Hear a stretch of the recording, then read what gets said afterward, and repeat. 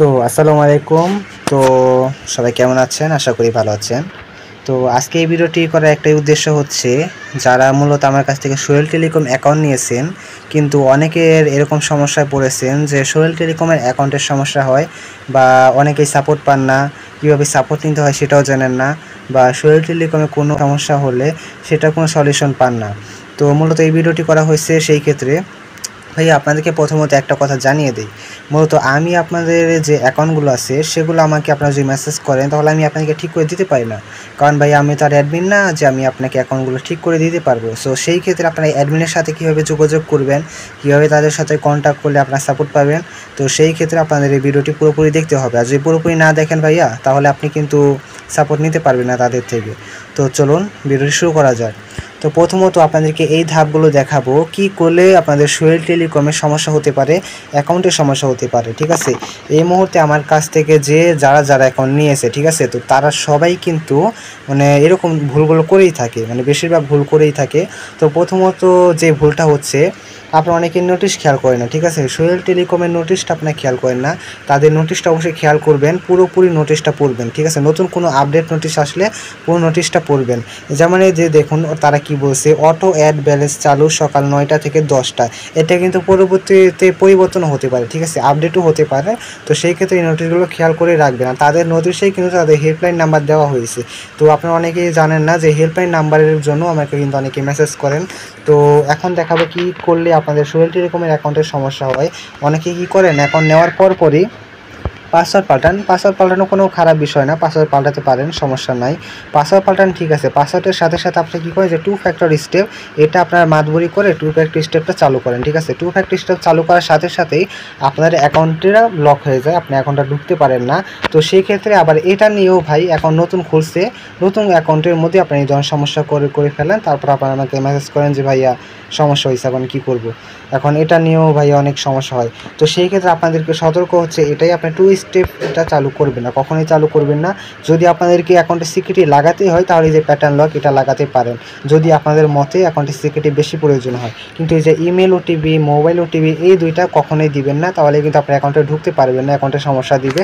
পরবর্তীতে আপনাদের সাথে অ্যাডমিনের সাথে যোগাযোগ করতে হবে। ঠিক আছে, তারপরে এই যে এই অপশনটা অবশ্যই চালু রাখবেন। যদি আপনি কিছুই না দিতে চান, তাহলে এখানে ঢুকবেনই না, এই অপশনটা চালু করে রাখবেন। ঠিক আছে, তারপর যা সেভ চেঞ্জে ক্লিক করে দিবেন, তাহলে হয়ে যাবে। ঠিক আছে, তো আবার অনেকের সমস্যা হয় যে পিন নাম্বার দিলে, মানে পিন নাম্বার ইনকারেক্ট দেখায়, পিন নাম্বার দিলে ইনকারেক্ট দেখায়। দেখুন আপনাদেরকে দেখাই, এই যে আপনি এখানে আপনি ইউজার নেমটা দিলেন, সাপোজ আমি এখান থেকে একটি ইউজার নেম দিয়ে দিলাম। ঠিক আছে, ইউজার নেম দেওয়ার পর পাসওয়ার্ডটা দিয়ে দিলাম, এই যে এরকম দেখায়। দেখুন, এই যে ইনকারেক্ট পিন, ইনফাইল পিন, বা পিন নাম্বারও দেখায় বা পাসওয়ার্ডও দেখায়, এরকম অনেকজনকে অ্যাকাউন্ট থেকে লগ আউটও করে দেয়।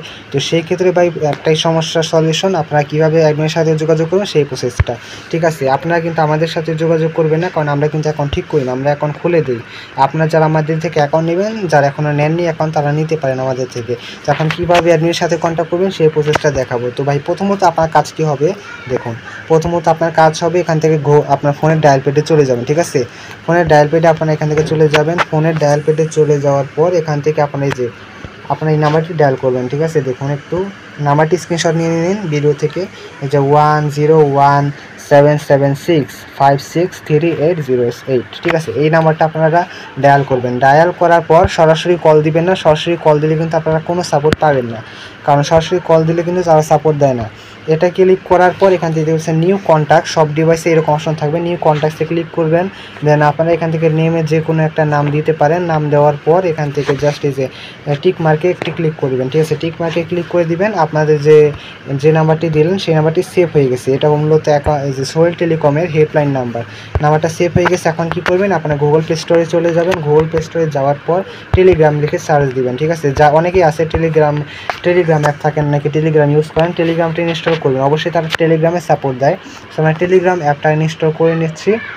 তো আমরা সেম প্রসেসে টেলিগ্রাম অ্যাপটা ইনস্টল করে নেবেন আপনারা। ঠিক আছে, সো আমি টেলিগ্রাম অ্যাপটা ইনস্টল করে নিলাম। তো একটু ওয়েট করে নিচ্ছি আমরা। তো টেলিগ্রাম অ্যাপটি ইনস্টল হওয়ার পর আপনারা জাস্ট ওপেন করে নেবেন। ওপেন করার পর আপনাদের সামনে এরকম ইন্টারফেস চলে আসবে। যারা অ্যাকাউন্ট করেননি তারা অ্যাকাউন্ট করে ফেলবেন। অবশ্যই অ্যাকাউন্ট করার জন্য স্টার্ট ম্যানেজিংয়ে ক্লিক করবেন। এখানে আমি আমার অ্যাকাউন্ট নাম্বারটি দিয়ে দিব। অনেকে কান্ট্রি সিলেক্ট করেন, কান্ট্রিতে ক্লিক করে জাস্ট এখান থেকে বাংলাদেশটা সার্চ করে নেবেন। বাংলাদেশটা সার্চ করে জাস্ট এখান থেকে 01 এটা আমার নাম্বারটি দিয়ে আমি এখান থেকে লগ ইন করে নিচ্ছি। সরি এখান থেকে একটু ভুল হয়েছে। তো আপনারা সুন্দরভাবে এখান থেকে সাইন আপ অথবা লগ ইন করে দিবেন। তো আমি একটু ওয়েট করে নিচ্ছি এখন।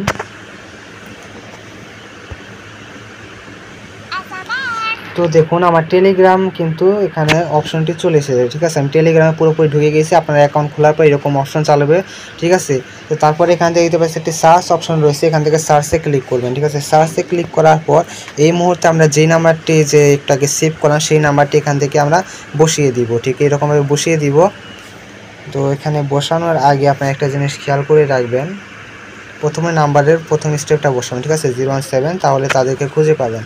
এটা বসাবেন, দেখতে পাচ্ছেন যে প্রথমেই তাদের নাম্বারটা এসে পড়েছে এবং সোহেল টেলিকমের লোগোটাও চলে এসেছে, ঠিক আছে। তখন তাদের এই যে নাম্বারটা সেখানে আপনারা জাস্ট একটি মেসেজ করবেন। আমি তার কাছে এর আগেও আমার কাস্টমারের সমস্যা হয়েছিল, তো সেই ক্ষেত্রে তাদের সাথে যোগাযোগ করে সেই কাস্টমারদেরকে অ্যাকাউন্টগুলো ঠিক করে দিয়েছি। তো আপনারা তাদেরকে মেসেজ করেন। মেসেজ করার পর অনেকেই কী করে যে মেসেজ না রিপ্লাই না পেলে আপনারা অন্য কোনো জায়গায় চলে যান, অর্থাৎ অন্য কারোর কাছে সাপোর্ট নিতে চলে যান, কিন্তু এখান ছাড়া আপনি কোথাও সাপোর্ট পাবেন না, ঠিক আছে।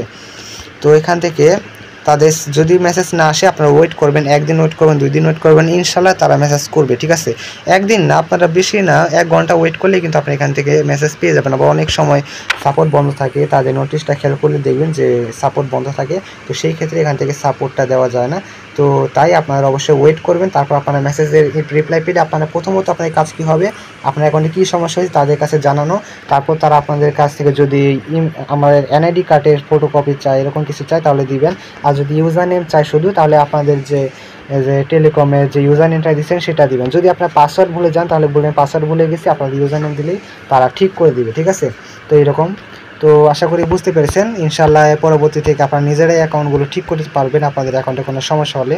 ভিডিওটি ভালো লাগলে লাইক সাবস্ক্রাইব করে দিবেন। তো ধন্যবাদ সবাইকে।